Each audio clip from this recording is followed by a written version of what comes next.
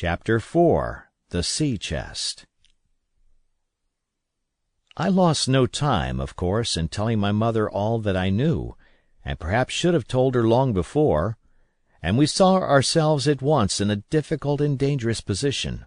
Some of the man's money, if he had any, was certainly due to us, but it was not likely that our captain's shipmates, above all the two specimens seen by me, Black Dog and the blind beggar, would be inclined to give up their booty in payment of the dead man's debts. The captain's order to mount at once and ride for Dr. Livesey would have left my mother alone and unprotected, which was not to be thought of. Indeed, it seemed impossible for either of us to remain much longer in the house. The fall of coals in the kitchen grate, the very ticking of the clock, filled us with alarms. The neighborhood, to our ears, seemed haunted by approaching footsteps, and what between the dead body of the captain on the parlor floor and the thought of that detestable blind beggar hovering near at hand and ready to return, there were moments when, as the saying goes, I jumped in my skin for terror. Something must speedily be resolved upon, and it occurred to us at last to go forth together and seek help in the neighboring hamlet. No sooner said than done. Bareheaded as we were, we ran out at once in the gathering evening and the frosty fog. The hamlet lay not many hundred yards away, though out of view, on the other side of the next cove, and what greatly encouraged me, it was in an opposite direction from that whence the blind man had made his appearance, and whither he had presumably returned. We were not many minutes on the road, though we sometimes stopped to lay hold of each other and hearken. But there was no unusual sound, nothing but the low wash of the ripple and the croaking of the inmates of the wood. It was already candlelight when we reached the hamlet, and I shall never forget how much I was cheered to see the yellow shine in doors and windows, but that, as it proved, was the best of the help we were likely to get in that quarter. For you would have thought men would have been ashamed of themselves. No soul would consent to return with us to the Admiral Benbow. The more we told of our troubles, the more, man, woman, and child, they clung to the shelter of their houses. The name of Captain Flint, though it was strange to me, was well enough known to some there, and carried a great weight of terror.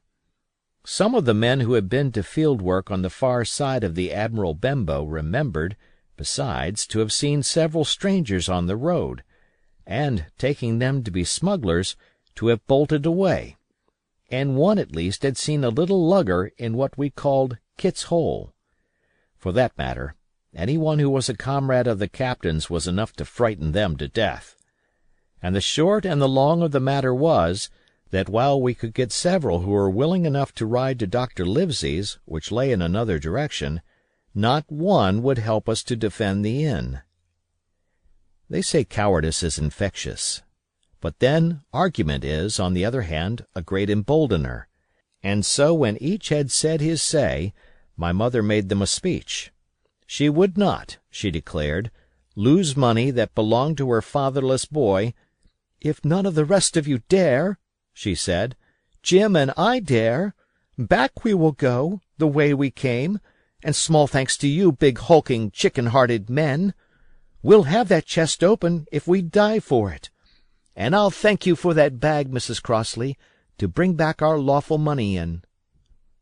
Of course I said I would go with my mother, and of course they all cried out at our foolhardiness, but even then not a man would go along with us. All they would do was to give me a loaded pistol lest we were attacked, and to promise to have horses ready saddled in case we were pursued on our return, while one lad was to ride forward to the doctor's in search of armed assistance. My heart was beating finely when we two set forth in the cold night upon this dangerous venture. A full moon was beginning to rise and peered redly through the upper edges of the fog, and this increased our haste, for it was plain, before we came forth again, that all would be as bright as day, and our departure exposed to the eyes of any watchers. We slipped along the hedges, noiseless and swift, nor did we see or hear anything to increase our terrors, till, to our relief, the door of the Admiral Benbow had closed behind us. I slipped the bolt at once, and we stood and panted for a moment in the dark, alone in the house with the dead captain's body. Then my mother got a candle in the bar, and holding each other's hands, we advanced into the parlor. He lay as we had left him, on his back, with his eyes open, and one arm stretched out. "Draw down the blind, Jim," whispered my mother. "They might come and watch outside. And now," said she, when I had done so, "we have to get the key off that. And who's to touch it, I should like to know?" And she gave a kind of sob as she said the words. I went down on my knees at once. On the floor close to his hand there was a little round of paper, blackened on the one side. I could not doubt that this was the Black Spot, and taking it up, I found written on the other side, in a very good, clear hand, this short message: "You have till 10 tonight." "He had till 10, Mother," said I, and just as I said it our old clock began striking. This sudden noise startled us shockingly, but the news was good, for it was only 6. "Now, Jim," she said, "that key." I felt in his pockets, one after another. A few small coins, a thimble, and some thread and big needles, a piece of pigtail tobacco bitten away at the end, his gully with a crooked handle, a pocket compass, and a tinder box, were all that they contained, and I began to despair. "Perhaps it's round his neck," suggested my mother. Overcoming a strong repugnance, I tore open his shirt at the neck, and there, sure enough, hanging to a bit of tarry string, which I cut with my own gully, we found the key. At this triumph we were filled with hope, and hurried upstairs without delay to the little room where he had slept so long, and where his box had stood since the day of his arrival. It was like any other seaman's chest on the outside, the initial B burned on the top of it with a hot iron, and the corners somewhat smashed and broken as by long, rough usage. "Give me the key," said my mother, and though the lock was very stiff, she had turned it and thrown back the lid in a twinkling. A strong smell of tobacco and tar rose from the interior, but nothing was to be seen on the top except a suit of very good clothes, carefully brushed and folded. They had never been worn, my mother said. Under that the miscellany began: a quadrant, a tin cannikin, several sticks of tobacco, 2 brace of very handsome pistols, a piece of bar silver, an old Spanish watch, and some other trinkets of little value and mostly of foreign make, a pair of compasses mounted with brass, and 5 or 6 curious West Indian shells. I have often wondered since why he should have carried about these shells with him in his wandering, guilty, and hunted life. In the meantime, we had found nothing of any value but the silver and the trinkets, and neither of these were in our way. Underneath there was an old boat cloak, whitened with sea salt on many a harbor bar.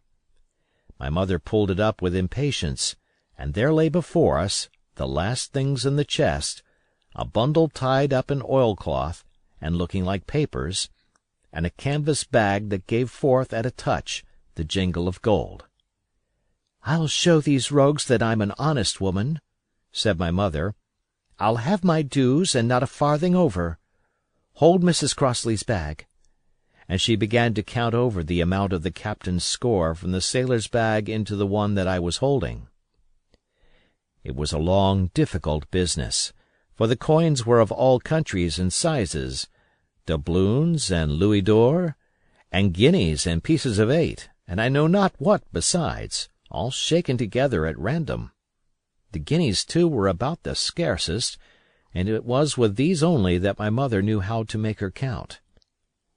When we were about half-way through, I suddenly put my hand upon her arm, for I had heard in the silent, frosty air a sound that brought my heart into my mouth, the tap-tapping of the blind man's stick upon the frozen road. It drew nearer and nearer while we sat holding our breath. Then it struck sharp on the inn door, and then we could hear the handle being turned, and the bolt rattling as the wretched being tried to enter, and then there was a long time of silence both within and without. At last the tapping recommenced, and, to our indescribable joy and gratitude, died slowly away again until it ceased to be heard. "Mother," said I, "take the whole and let's be going," for I was sure the bolted door must have seemed suspicious, and would bring the whole hornet's nest about our ears, though how thankful I was that I had bolted it, none could tell who had never met that terrible blind man. But my mother, frightened as she was, would not consent to take a fraction more than was due to her, and was obstinately unwilling to be content with less. It was not yet 7, she said, by a long way. She knew her rights, and she would have them, and she was still arguing with me, when a little low whistle sounded a good way off upon the hill. That was enough and more than enough for both of us. "I'll take what I have," she said, jumping to her feet. "And I'll take this to square the count," said I, picking up the oilskin packet. Next moment we were both groping downstairs, leaving the candle by the empty chest, and the next we had opened the door and were in full retreat. We had not started a moment too soon. The fog was rapidly dispersing. Already the moon shone quite clear on the high ground on either side, and it was only in the exact bottom of the dell and round the tavern door that a thin veil still hung unbroken to conceal the first steps of our escape. Far less than halfway to the hamlet, very little beyond the bottom of the hill, we must come forth into the moonlight. Nor was this all, for the sound of several footsteps running came already to our ears, and as we looked back in their direction, a light tossing to and fro and still rapidly advancing showed that one of the newcomers carried a lantern. "My dear," said my mother suddenly, "take the money and run on. I am going to faint." This was certainly the end for both of us, I thought. How I cursed the cowardice of the neighbors! How I blamed my poor mother for her honesty and her greed, for her past foolhardiness and present weakness! We were just at the little bridge, by good fortune, and I helped her, tottering as she was, to the edge of the bank, where, sure enough, she gave a sigh and fell on my shoulder. I do not know how I found the strength to do it at all, and I am afraid it was roughly done, but I managed to drag her down the bank and a little way under the arch.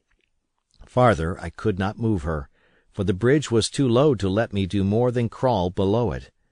So there we had to stay, my mother almost entirely exposed, and both of us within earshot of the inn.